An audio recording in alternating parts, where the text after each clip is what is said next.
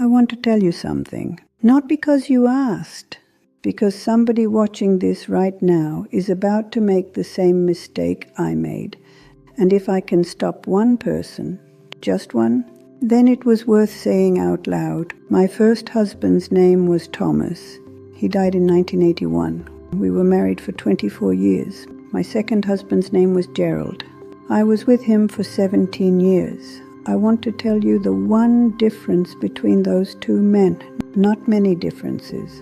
One, the one difference that cost me 17 years, I will never get back.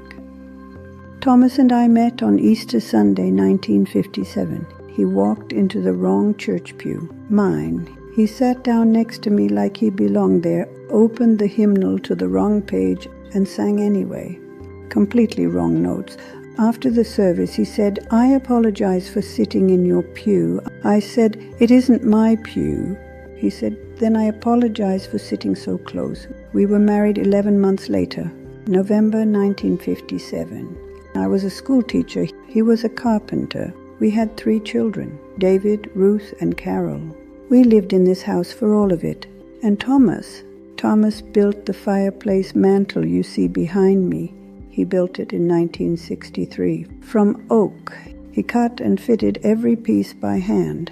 Not because we needed a new mantel, because I mentioned once that I liked the one at my grandmother's house.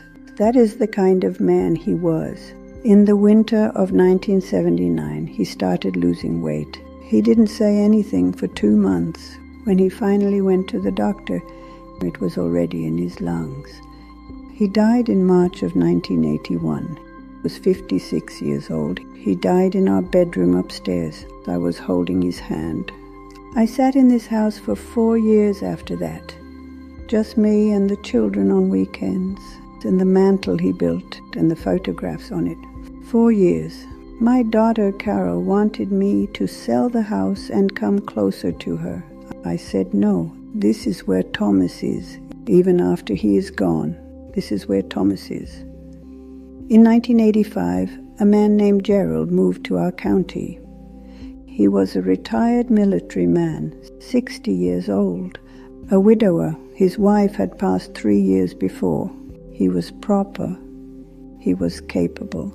He fixed the porch step I had been meaning to fix for 2 years. He opened doors. He remembered things you said. He was the kind of man who always had a plan. We married in June of 1985. My daughter Carol asked me, "Mama, are you certain?" I said yes. I was not certain, but I was 56 years old, and the winters in this house were getting very quiet. I should not have let the quiet decide for me. I am going to tell you the warning sign now. It is so small you will not believe it was everything. In 17 years of marriage to Gerald, 17 years, he never once said Thomas's name out loud, not one time. He knew the name. I had told him. He saw the photographs on that mantel every single day. The wedding photograph from 1957, the one from our 20th anniversary. He walked past those photographs every morning for 17 years. He never said the name. In the beginning I thought, this is consideration. He doesn't want to remind me of my grief. He is being careful with me. After 3 years, I thought, Gerald is a practical man. He moves forward. He doesn't look back. After 10 years, I understood. If he said the name, Thomas would be real. And if Thomas was real, I had a life before Gerald. And if I had a life before Gerald, a full life, a real marriage, 24 years in this house with a man who built a mantle because I mentioned my grandmother's, then Gerald was not the beginning of my story. He was only the middle, and he could not accept being the middle, so he erased the beginning, quietly, politely, without ever raising his voice. He simply never said the name. And after 17 years of the name never being said, it started to feel like maybe it had not happened. Like maybe those 24 years were something I dreamed. Like maybe the real story of my life started in June of 1985. This is what erasure looks like. Not shouting, not cruelty you can point to. Silence, comfortable, reasonable, polite silence. In 1998, 13 years into the marriage, I was going through a box from the attic. Inside it, I found a card Thomas had written me for our 15th anniversary, 1972. I brought it downstairs. I sat at the kitchen table and I read it. I showed it to Gerald. I said, I found this. It's from Thomas, our anniversary, 1972. Gerald looked at it. He said, that's nice. And then he got up and went to check on something outside. That's nice. My daughter Ruth was visiting that week. I didn't show it to her. I went upstairs and put the card in my bedside drawer. It has been there every night since 1998. I left Gerald in 2002, after 17 years. Not because of the card. I left because one morning I woke up and I could not remember the sound of Thomas's laugh, not his face. I have the photographs, his laugh.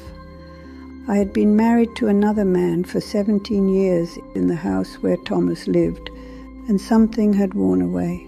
Slowly, steadily, the way a path gets worn not by one person, but by years of the same footsteps going the same way. I sat in this chair and I thought, Thomas built the mantle behind me. He built it because I mentioned my grandmother's once. He cut every piece by hand. And I have been living in this house for 17 years with a man who never once said his name. I told Gerald that spring that I thought he should go. He said, after 17 years, Margaret? I said, yes. He left in June. He passed in 2014. His son called me. I said I was sorry for his loss. I was. Here is the lesson, because it cost me 17 years, and I won't be here forever to say it. If you are alone, after a loss, after a divorce, after a long silence, and someone new comes to you, kind, capable, proper, someone who fixes the porch step, and watch one thing. Do they say the name? Not once, as a formality. Over time, naturally. The way you say the name of someone who was real. Do they ask about who you loved before them? Do they want to know what that person was like? Do they sit with you in the part of your life that happened before they arrived? Because a person who truly loves you needs to know where you came from, all of it. The long marriage, the grief, the years alone, the wrong church pew, the mantle built from oak because you mentioned it once. If they cannot say the name, if it makes them leave the room, change the subject, find something to check on outside, they do not love you. They love the empty space where you used to be someone else. They love the version of you that starts with them. You cannot love someone's present if you refuse their past. I have been in this house alone for over 20 years now. Thomas's photographs are on the mantle where they belong. I am not lonely. Loneliness is sharing a house with someone who looks at your whole life and pretends not to see it. Better to be alone in a house full of what is real than with someone who needs you to pretend it isn't. I visit Thomas every Sunday. I bring him something from the yard when there's something to bring. The cemetery is just outside of town. I drive there. My daughter says I shouldn't be driving. I drive anyway.